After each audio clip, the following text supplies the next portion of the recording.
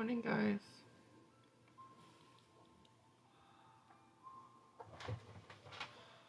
How is everybody? Welcome in, welcome in.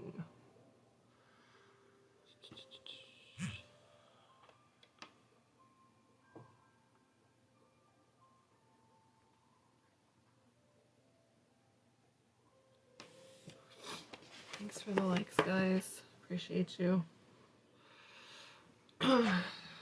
Welcome to the morning live. We are talking you are a badass at making money. Today is going to be a little bit of a quick live. I'm only going to be here till probably 9 o'clock, so about an hour.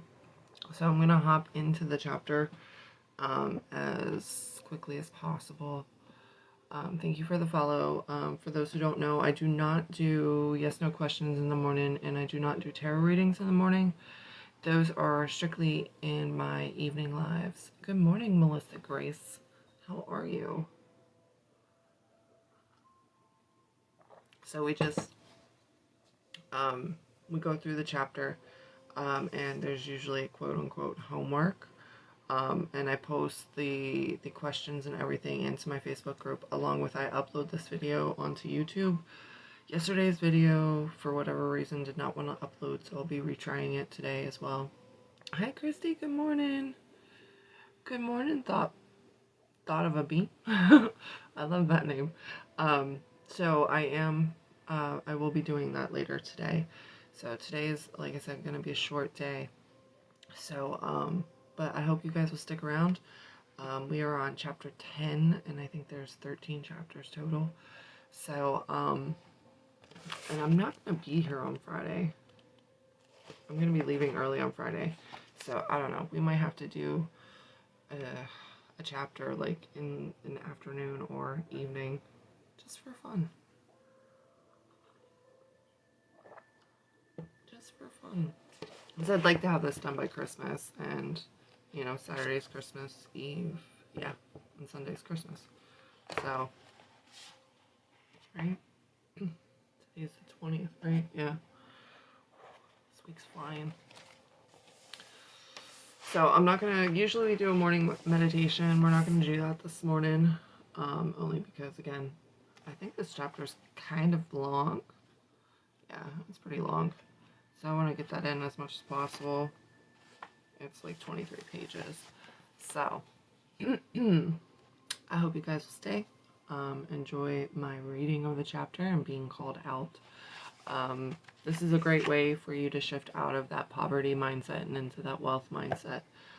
We like to make sure that those who are really trying to consciously manifest really take a look at how they're looking at, well, in this case, their wealth, right? And how they look at money.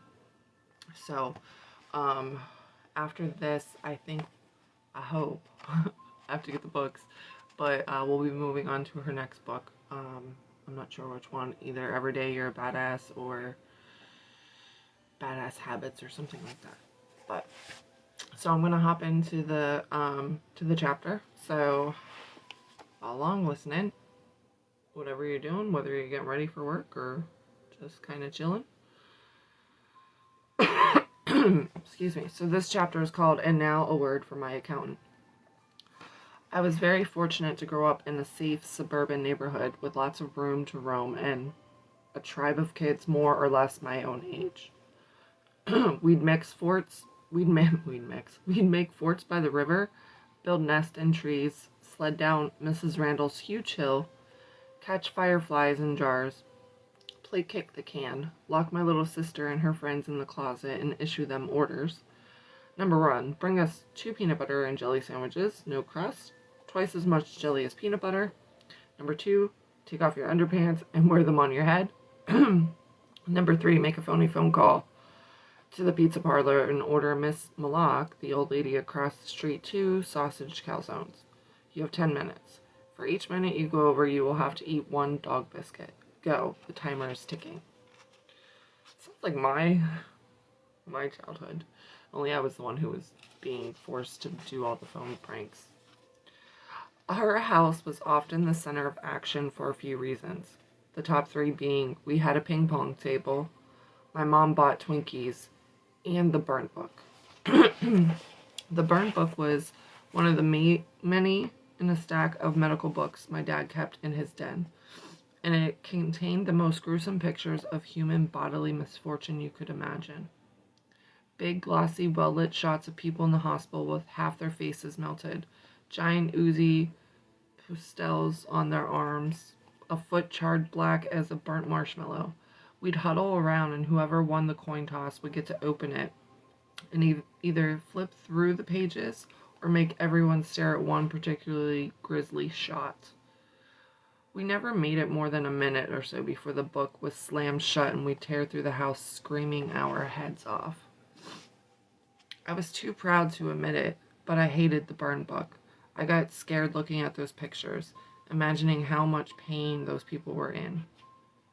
More than once I had a nightmare where I looked in the mirror and saw my own face melted off. But it was mostly the pain that I couldn't bear to witness, and to this day I still become paralyzed when faced with even the wimpiest injury, mine or someone else's. My most recent mishap, which involved having the entire toenail on my big toe ripped off, the details of which I'm not going into because it wasn't pretty, and it was pretty bloody, got blown totally out of proportion. The doctor cleaned the toe and wrapped it in miles of gauze and tape, and I walked around with what looked like a gong mallet sticking out of the front of my foot for weeks. If I were a rational adult, I would have removed the gauze 2 or 3 days later and replaced it with some ointment and a simple band-aid. But I chose to keep limping, showering with plastic baggie over my foot and favoring my open-toed footwear for as long as I possibly could, so I wouldn't have to take off the filthy gauze mound and face what was underneath. This is how so many broke people act when it comes to money. We'd rather limp around taped to our ratty, unhealthy relationship with money, afraid that if we peel back the layers, we won't be able to handle what we see underneath. But by confronting whatever lies beneath, be it our guilt for wanting more money, or our mismanaged investments, or our less than impressive plans for getting rich, once we give it attention and untangle it, we empower ourselves to end the torture. Our attempt to avoid pain backfires on us all the time. We don't want to feel the shame and weirdness we have about getting rich, so we stay broke and constantly feel shame and weirdness when it comes to our lack of money. We don't want to feel the stress involved with managing large amounts of money, so we remain broke and are constantly stressed about money. We don't want to make money a central focus of our lives because we feel other things are so much more important. So we remain broke and out of touch with our finances. And as a result, we are constantly worrying, thinking about money, almost more than anything else. The very unfunny cosmic joke. In an attempt to protect ourselves from pain, we perpetuate behaviors that create the very pain we are trying to avoid. That hits, right? Thanks to our love of avoidance, the average person spends more time figuring out which is the perfect angle to take the hottest selfie from than she does figuring out what she really wants out of life. How much that will cost and how to increase her income in order to make that happen. I personally bitched and moaned for decades about how broke I was, how frustrated I was, and how I couldn't see a way out. But my attention span when it came to actually getting specific about the money I required, applying myself, committing to learning new skills, or taking big risks was literally non-existent. I was her Royal Highness of denial. I had no idea what my monthly nut was or what I was bringing in every month. I just sort of squeezed my eyes shut, held on tight, and hoped I'd wake up at the end of the month with phone service. I, like many people, toiled away as a freelance writer because that's what I did, and that's all I knew how to do, how to make money. Instead of scrambling to find more writing gigs, my time would have been much better spent stepping back, doing the math, and accepting that I was a complete dead-end situation. 24 hours in a day plus just me writing plus charging $40 an hour equals I'm tired, grouchy, and a really bad tipper. We're taught that if we keep working harder, somehow the money will come. If this was true, all rich people would be bloodshot and gasping for air instead of sailing around the yachts. When we focus on the money instead of working ourselves to death and get mighty clear about how much we desire to make and what we can do differently in order to make it happen, we open the door to new freedom.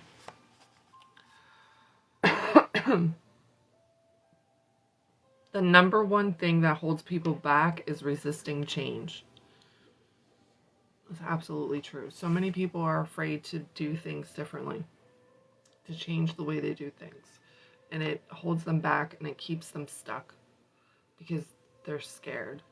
Fear is one of the number one things that keeps people from changing their lives.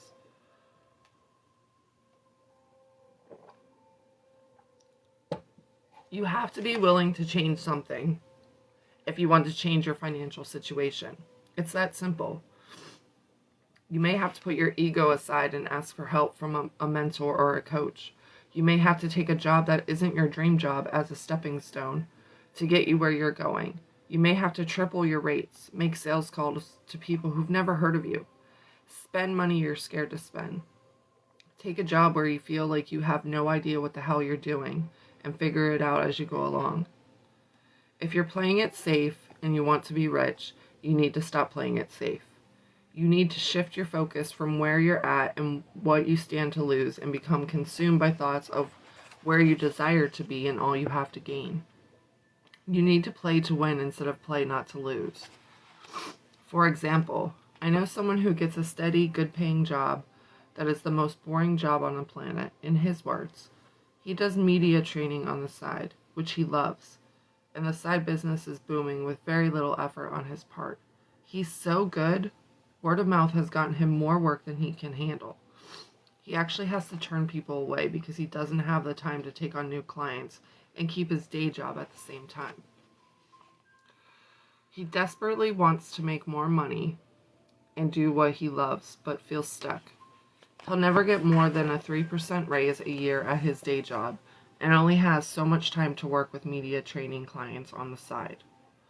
Of course, he could summon forth his mighty inner warrior, quit his day job, leap bravely into building his own business, and make millions doing media training, but he doesn't even see this as a possibility because he's buying into the fears and beliefs that only an idiot would quit a steady job for the unknown.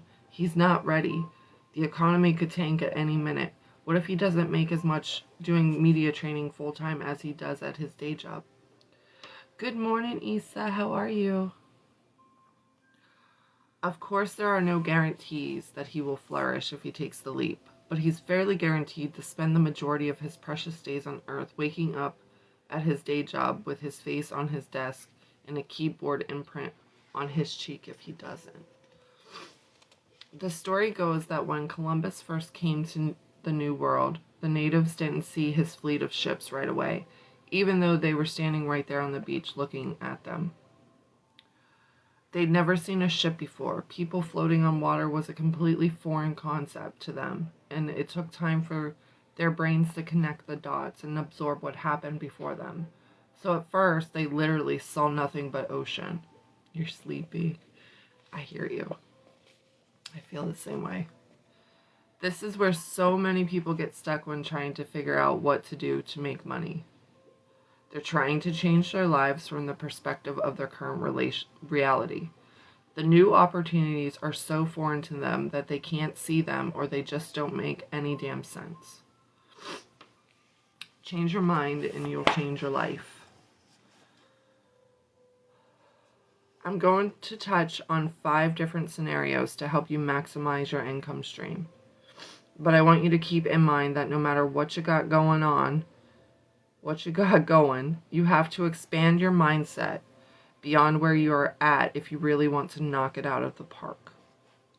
Wake up, become aware of how you're perceiving reality, make new choices, get outside help for fresh perspectives, believe in the unbelievable.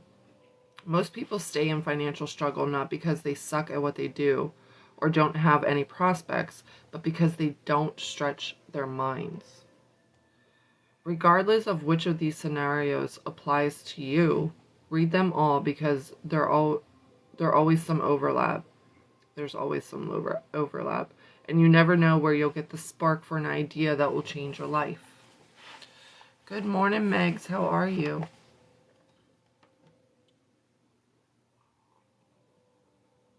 Before I continue on, just so you know, we are reading You Are a Badass at Making Money today. Oh my gosh. We get called out on the daily, like multiple times a day with this book. It's incredible. So yeah, stick around. Learn something, apply something. Alright, so this is how you'll change your life. Number 1, you start your own business. I've been an entrepreneur for over 2 decades and can't imagine living any other way. But it's definitely not for everyone. Here are some pros and cons my tribe and I discuss on the reg. Pros. There's no limit to how much money you can make or how big you can grow your business. Aw, I hope she feels better. I love you too, sweetheart. Thanks for stopping in. Small, medium, or large, the choice is yours. The decision is yours. The oyster is yours. Another pro. You design your own lifestyle. Work when and how you want and with whom you want. You might travel the world while running your business. Run it out of your kitchen. Only hire your pals. Work in your robe. Whatevs. And then you're the boss. The decisions are yours. The victories are yours. The rule that everyone has to bring his dog to work is yours. Here are the cons. You're the boss. The responsibilities are yours. The risks are yours. The ass on the line is yours. Also, you have no structure, but the structure you create yourself, so your discipline must be rock solid. Oftentimes, especially at the beginning, you are alone in front of your computer. A lot. Which is why the mandatory bring your dog to work rule is very helpful if you decide to go into business for yourself. Another con. Notice what excites you, what comes naturally to you, what you're excited to share with the world, whose product or service turns you on and inspires you to do or make something similar. Get as many specifics in place as you can and see if you can make a business out of it. Another great way to get ideas is by noticing a complaint you often hear yourself or other people talking about. There are no cute and functional bags to carry my laptop around in. How come there are no healthy fast food options? I'd love to go on a road trip and not eat like crap. When is someone going to write a self-help book that uses jokes and curse words? Make a list of all the things you can think of that are missing, both products and services. Once you've written them all down, see if there's one that excites you and could turn into a business, filling a need that you know is there. These are all cons. I don't understand how these are cons. Anyways, do your numbers. Make sure your idea has profit and growth potential. I've seen so many people start businesses they're super psyched about that either make hardly any money or wind up costing them money because they were more focused on their enthusiasm than the revenue streams. Both are obviously important, but if you want a hobby, get a hobby. If you want a business that makes money, be clear on how much you desire to make and how you're going to make it. Do what you love and the money will follow. Works well on a throw pillow, but doesn't do much for the bank account. I'm not a big believer in business plans unless you're going for a loan. Business plans are large, daunting, and can make the most determined person be like, screw it, maybe I'll go back to school for art history instead. But I am big on getting clear on and writing down all the income possibilities, expenses, projections, target market, etc. for your business, which you can do 1 or 2 pages. The simpler, the better. Leverage your time as much as possible. There's only one of you and only so much time in a day. So if you're doing a brick and mortar store or in-person workshops, you can do them online. where you have unlimited access to an unlimited audience? Can you eventually hire people under you to do what you do? Can you provide your service to groups as well as one-on-one? Can you sell information products as well as showing up live? Leveraging your time allows you to work less and make more, and all the successful kids are doing it. Focus on one thing. Don't try to start 2 projects at once or fragment your focus or time in any way. Entrepreneurs are usually really creative people, which is awesome when you have time to write an entire album or 35 marketing emails, but can be a menace when you're starting a business. I guarantee you, the moment you get a great idea for a business and start working on it, you'll get awesome ideas for several others. Good morning, Andre. If you split your attention and try to pursue more than one at once, you're screwed. They say a plane uses about 40% of its fuel at takeoff. You'll need all your energy and focus to get the sucker off the ground. Once your new business is up and running, it's still work, of course, but you've gained some momentum and can then look at your other ideas. However, until you are fully up and running and profitable, you are unauthorized to start any other businesses or take on any other huge projects. Do whatever it takes. I had a friend who I worked with back in my record company days who was hell-bent on starting her own branding firm.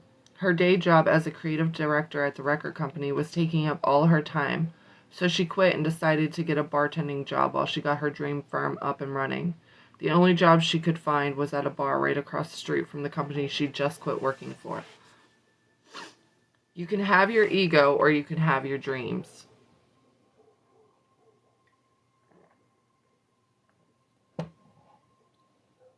That's a wake-up one, too. That's a call-out. She sucked it up, served Jägermeister shots to interns who once worked under her, and went on to make millions with her own business. Get good at sales. Sorry, but if you're in business, you're in business of sales. Because without sales, you ain't got no business. Right? I love that too. Take courses. Discover the parts of sales that you're good at. It goes deeper than you think. Practice. Get good at the skill sets. And stop saying how much you love everything about your business except the sales part. Number 2, you have your own business and want to grow it. Good morning, Lindsay. Hire a coach and or get a mentor. Are you sick of me saying this yet?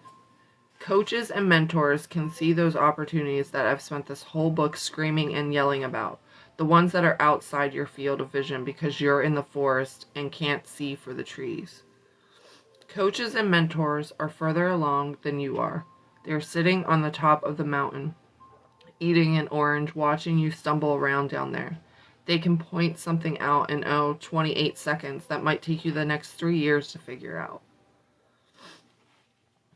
I preach this too. I mean, I have my own coaches and mentors that I reach out to, that I am in constant contact with, because they've obviously been doing things longer than I have, and they can tell me where I may be slipping up or where I need to pivot.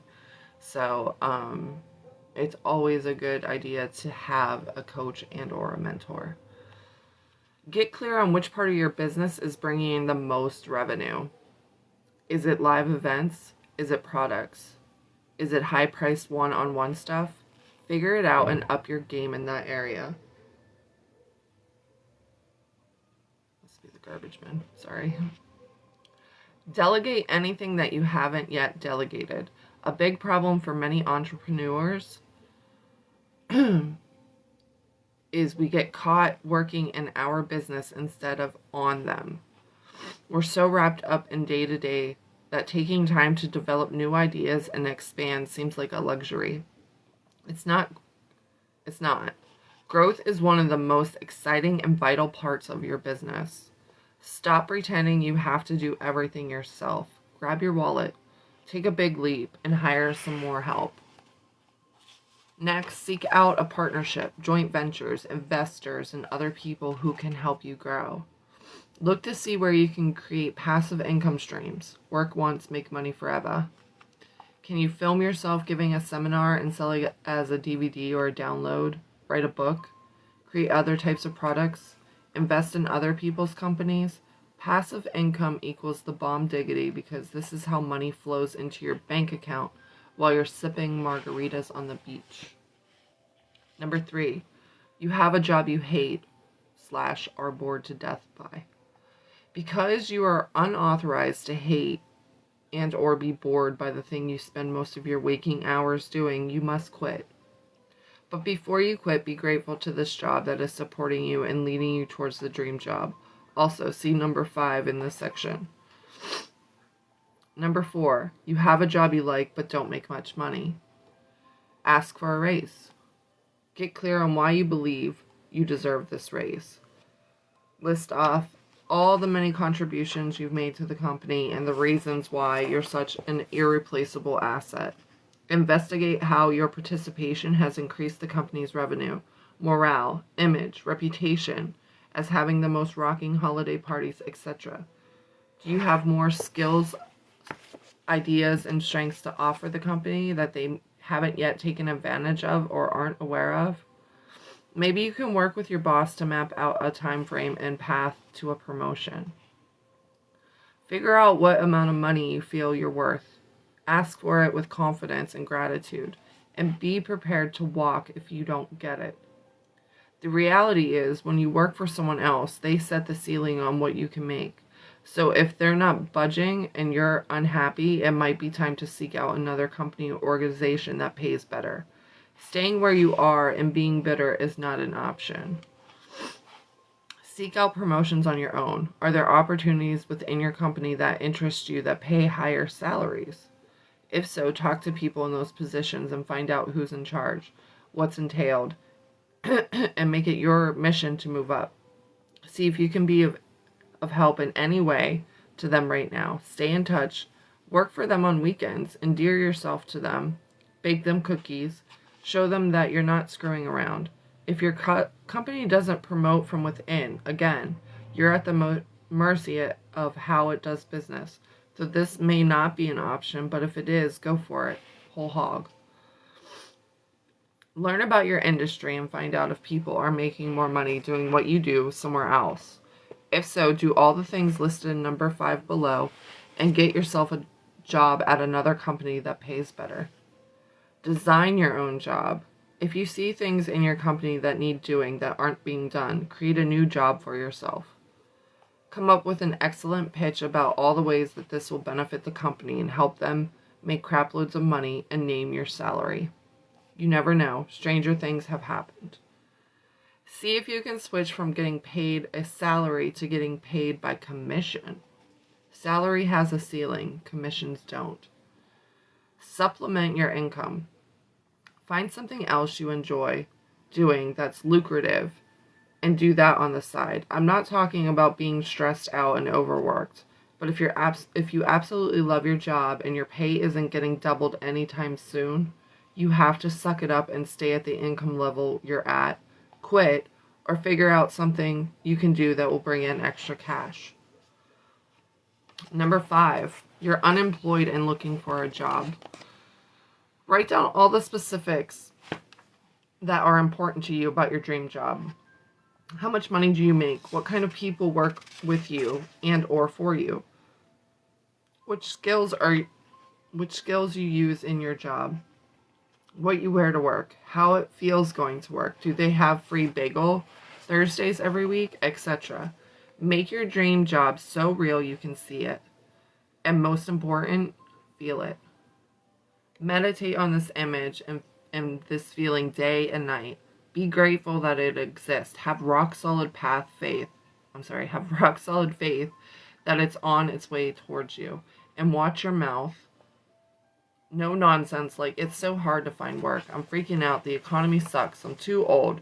This is taking forever. Do I look like I'm about to burst into tears? Is that why nobody is hiring me? Keep your thoughts, words, beliefs, and feelings aligned with the job you seek, and do not stop until you get there. And we discuss this all the time. You have to be aware of the words you're saying and how you're talking with others, right? That shows you where your mindset is. Remember that what you are seeking is also seeking you. Do every single solitary thing you know to get your job. Tell every single person you know and every person they know what you're looking for, especially people you're scared to talk to. Put your resume on online job hunting sites. Talk to people who work in your industry and ask for advice and leads. Hire a headhunter. Do everything and then do some more. Your job is here. You cannot have the desire for the job if the job doesn't exist. Keep your faith strong, your frequency high, your gratitude endless, your mind wide open, and your efforts unceasing until it appears. Seize the stepping stones. If the job you're looking for is taking a while to find you, take the job that leads you closer. It may not be totally perfect, but if it gets you into the world you want to be in, for example, being the assistant to an agent if you want to be an agent, working in an ad agency as a secretary if you want to be a copywriter, working at a restaurant in the fashion district of your city if you want to get into fashion. Anything that will put you in contact with the people you want to meet and or the skill set you need to learn. Jump on it.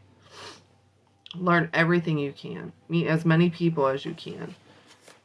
Keep your eye on the prize and do your best. Regardless of which path you're on, here are some critical basic things you need to be doing if you want to get rich.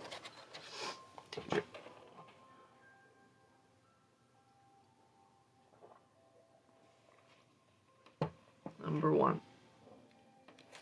Treat money the way you'd like to be treated. You are having a relationship with money, and in order for things to go well, you need to put time, focus, and love into this relationship. Give Moolah a reason to hang out with you. Take an interest in its life. Get clear on how much money you have, what you're bringing in, income, investments, royalties, curse jars, income from your kids, everything. How much you require each month to live, and where each of your dollars goes. What you focus on, you create more of. This will take approximately 15 minutes in case you're getting ready to reel off into the overwhelmed, bored, already dumb. Treat money with respect. Pay attention to your money and be grateful for all the awesomeness it brings to your life. Speak highly of it. Give and receive it with glee, gratitude, and generosity. If you see it on the ground, pick it up and give it a good home. Hire professionals to help you manage your money. If you're feeling confused or overwhelmed or clueless, financial planners, accountants, bookkeepers, do not ask your broke-ass friends for financial advice. For the love of God, turn to people who know what the hell they're doing. Be a good host. Make room for your money. Make it feel welcome. Nature hates vacuums, so create space for your new money to fill up. Get a financial planner and set up a retirement fund, investment funds, or a savings account. Make it a no-brainer so you have places to put your money when it starts pouring in. If you've never made much money before, it can feel overwhelming and confusing to know what to do with it once you have it. And your panic could cause you to psychically repel it. Prepare the nest and you'll be more confident. Thanks for the tiny diny, Lindsay.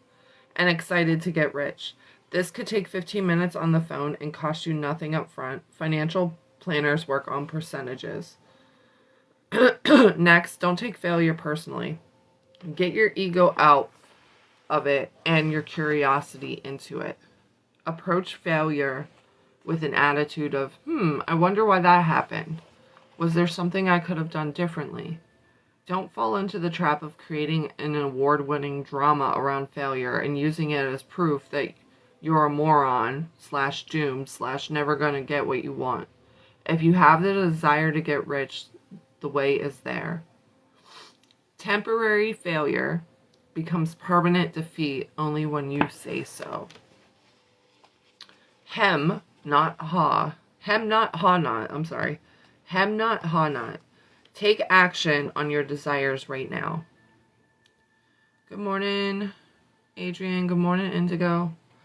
You must head down your path to riches with a sense of urgency, or else you'll fall prey to distractions, laziness, limiting beliefs, procrastination, binge watching TV shows. Work with diligent focus and grateful expectation. Do all you can every day to be the best of your ability. Remember that the sooner you achieve your financial goals, the longer you get to spend on earth basking in your riches. Important urgency note. Urgency is the opposite of hurrying. Hurrying comes from lack and a sense of panic that there isn't enough to go around. It leads to feeling overwhelmed and making mistakes and inspires comparison and competition with your fellow humans. When you rush, when you're in a state of stress and worry, and you're inclined to maybe do things like spread nasty rumors about others or put gum on your competitors' chairs, in other words, hurrying lowers your frequency.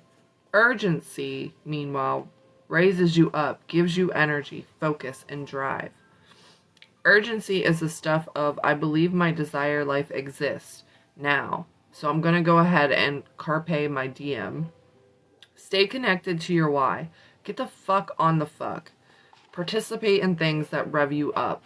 Hang out with ass kickers. You know the drill. Charge what you're worth. Money is an energy that comes and goes, ebbs and flows. When you sell a product or service in exchange for money, the person who's paying you is not suddenly thrown into lack. Well, that money's gone for good. They have the opportunity to benefit from what you've offered. And because you're awesome, it gave them something of great value. Their investment raises their frequency, which will open them up to receive things of high frequency, including more money. Whatever you offer, music, hilarity, clothes, medical skills, food managerial services, tax preparation, scented candles, all of it counts. Charge what you and your products are worth. Don't be cheap with others or yourself. Don't be a weirdo about it. Get in the flow. Treat everything and everyone with respect and do your best no matter what. An opportunity, or dare I say a person, that seems really simple and stupid could open the door to huge possibilities. What you put out is mirrored back to you. So if you want greatness, exude greatness. Plus, being mean, snobby, and dismissive is lame. So, stay away from that crap.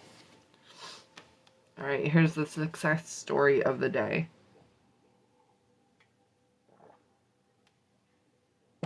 Linda, 50, now owns a marketing agency that bills $1.5 million annually, and her only formal education is cosmetology school. I started my career as a cosmetologist, and now I'm an expert in marketing/legal compliance.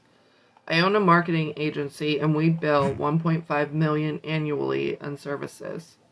I always believed I would be successful, even when I opted for beauty school over college. My personal motto is, limitations are self-imposed. One of my best friends passed away when we were in our early 20s. I was determined not to squander my life. My friend would never have a chance at life, so I decided to dive into things with full conviction. I outworked everyone and would do whatever it took to get a job done. In the early days, I would work 16-hour days without blinking. I would shadow senior management on my day off to learn more. I watched how deals were negotiated and gained knowledge far beyond my title and pay level. I pictured myself running the meetings and cutting the deals. I didn't do vision boards, etc., but I pictured myself as a successful professional. I was actually very successful as a hairdresser, but I knew it wasn't what I wanted to do. I saved my money, so I had a buffer to last a few months, packed my car, and moved 1,500 miles away from home. Everyone told me I was crazy. The move led me to a job as a VIP tour guide at Universal Studios. I had the pleasure of spending the day with countless celebs, plus executives and CEOs. The funny thing is, I was busted broke. Doing hair paid much better. I used my vantage point as a tour guide to pinpoint a marketing department where I thought I could be a good fit. Boom, special events. I basically got to throw parties for a living. With time, my salary steadily increased. I never doubted that I would be a success, The thought of failure never crossed my mind. Simply believe and be willing to work hard, really hard, to overcome obstacles. If you don't believe success is possible, it isn't.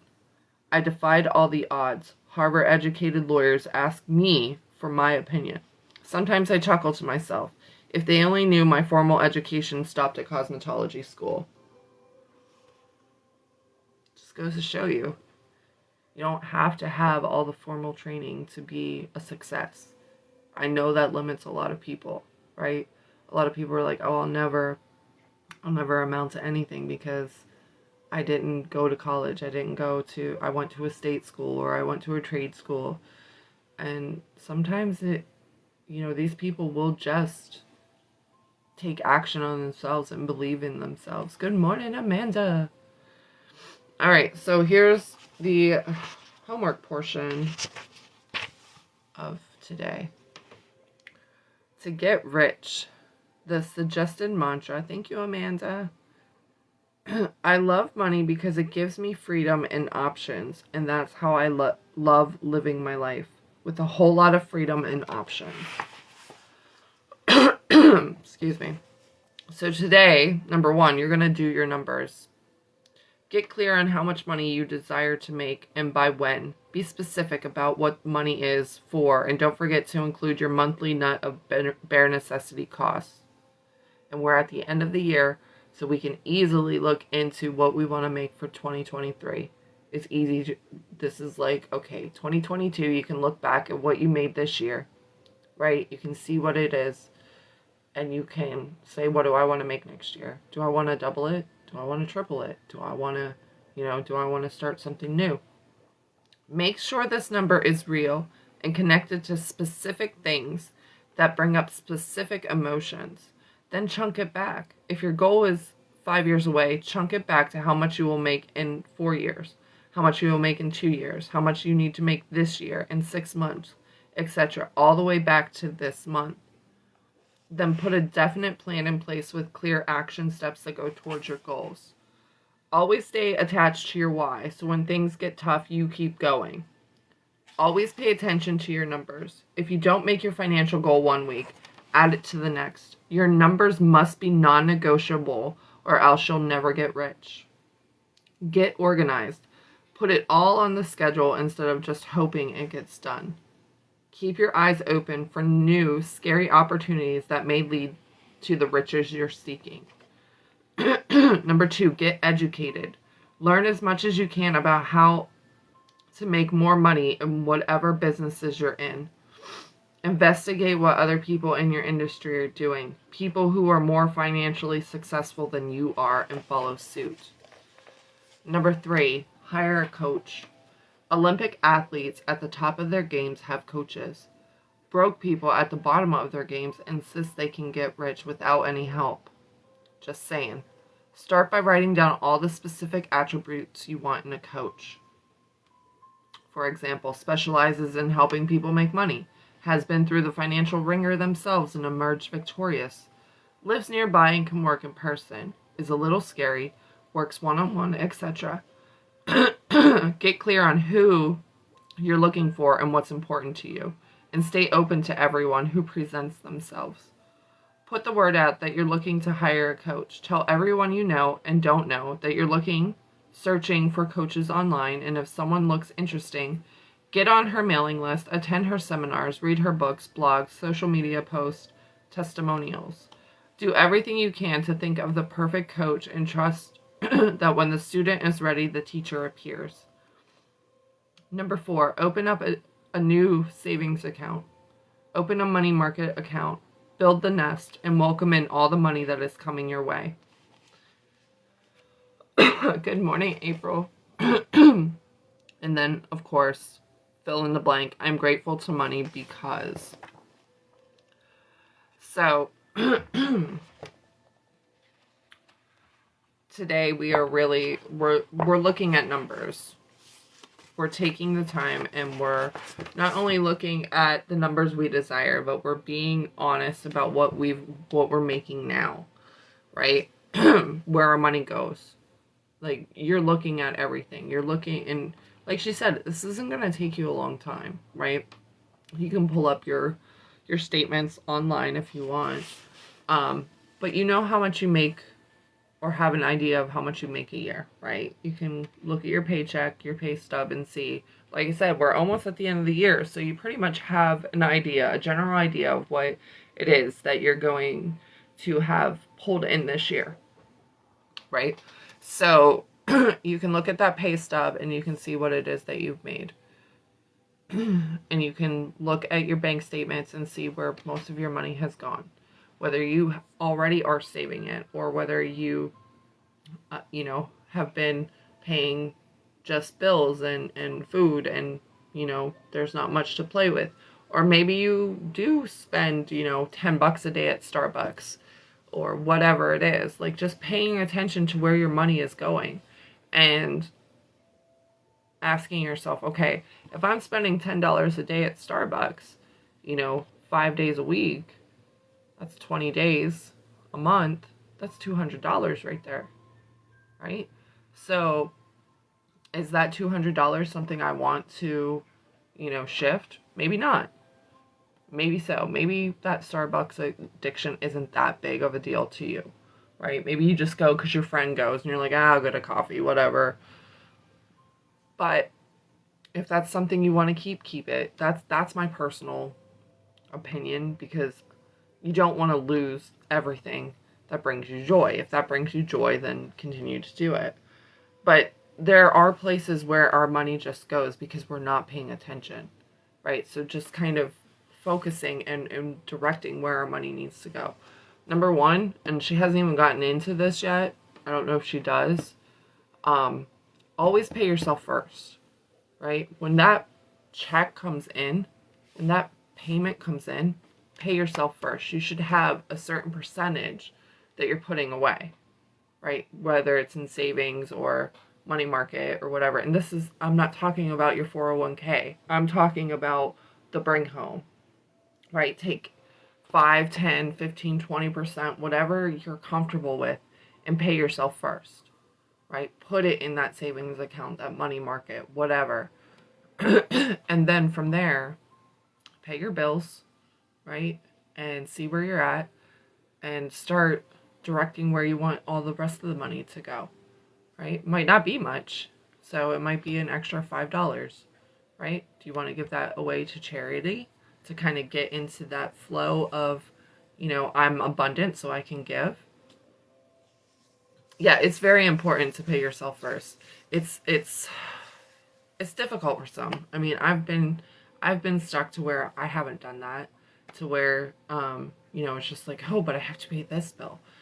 But I promise you, if you can truly pay yourself first and not give any excuses, you're gonna see your money shift. You're gonna see your mindset shift, and knowing that, okay, well, I know I have this money. I know this is mine. Whereas if you're like, oh, I'll see what I have left over after I pay bills and get groceries, right? If you have a set check, pretty much, you should already know, like, have a good idea of how you spend that check, right? Sometimes you're like, okay, so the first week of the month, this bill's due, and then this bill and this bill's due, and so on and so forth. Kind of get clear. The more you get clear on how you're directing your money, the more you can direct it better. Of course, if I have expenses I can't do, then you should have a bare minimum that you're paying yourself each and every week. No non-negotiable.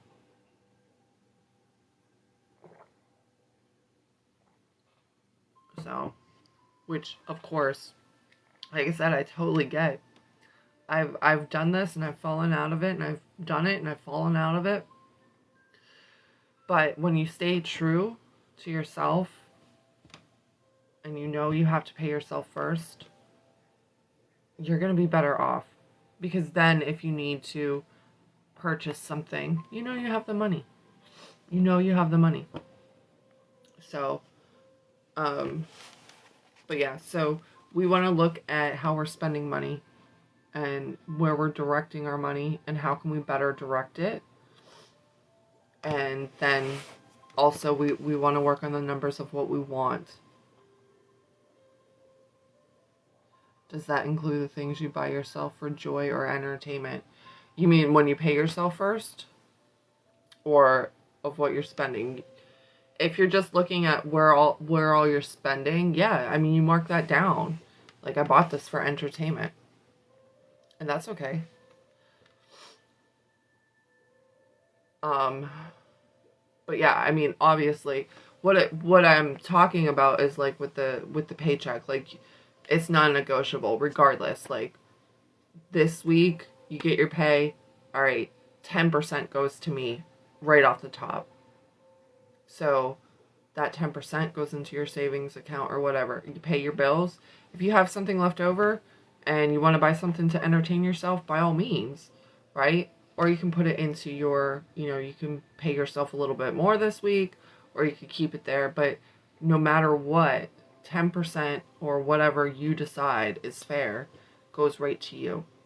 I know a lot of people kind of start off with 10% because it's just easy to do the math, and it's a good, it's a good starting point.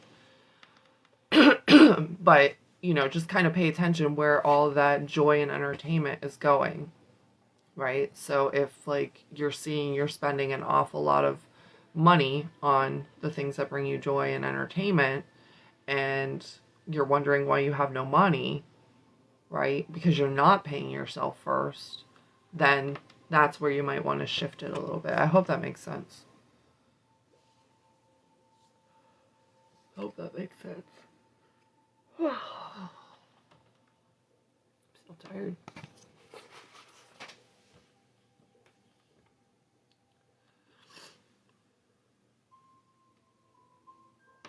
And of course, like what I mean by the, the 10% and everything too is that's after, because this is what you get from your take home, right? So I know some people have the ability to have money put into a 401k. That's separate. We want to have money accessible to us at all times. So, what else? So yeah, so you want to get real about the numbers you want moving forward too, right? Maybe if you don't want to change your job, can you work towards a promotion? Like, what would you want for a promotion? Or if you want to start a side hustle, what do you want to do with that? How much time are you willing to put forth in that? But I'll be posting this here in a little bit too once it's processed. I had a problem with yesterday's live, and I just stopped the download this morning because literally it was going all night and it didn't upload. So I'm going to try and re-upload that. Excuse me. And yesterday's homework, I'll get that up, and then I'll do today's as well. So, but yeah, we want to focus on the numbers of what we want. We want to focus on, like I said, just kind of knowing where you're putting all your money right now. And, we want to make a goal, right? So if you're willing to start a business, what do you want to make for that business for this year? I mean, we got, like I said, we have a fresh start coming up with 2023. Well, how much money do you want to make in 2023? Be honest and be realistic. Obviously, we can all say, well, I want to make $1 million. I'm not saying that it's not possible. Anything is possible. But break that down into 12 months. Break that down to weekly. Is that something that you can hold yourself accountable to doing right now? So, start somewhere where you feel comfortable with the time that you have available to you to do that. So whether you want to, shoot for $150,000 for your business that you're starting while you're working, or, you're going to quit and then do that, like, how can you come up with that amount of money, right? So that's, I mean, just if you were just going for $50,000 a year, that's $1,000 a week. So at that point, you need to make $3,000 a week if you want to make $150,000. roughly. Obviously, I know there's 52 weeks in the year, but come on, you got to give yourself a break sometimes too. So, and then of course, if you don't make your goal one week, put whatever remaining part of that goal onto the next week. So, it's work your numbers, know exactly where you want to be. I'm going to be doing this later today too. Like, I have a general idea of what I want, but I'm going to get more specific in how I can do so as well. So,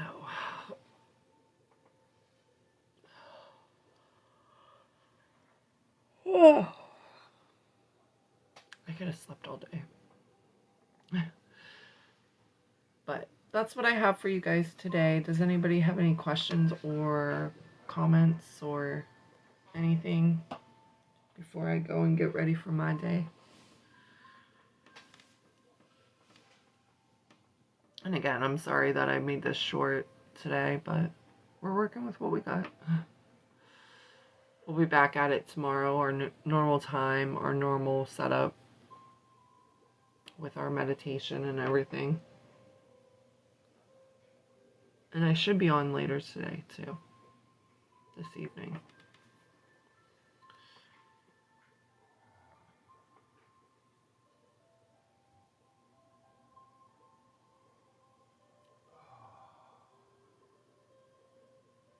Oh, no, you're fine. I get it. I get it. Just like life happens, work happens. So, it's all good. You're welcome, Issa. I appreciate you all. Alright, I'm gonna hop off and get my day started. And I will get all this uploaded onto YouTube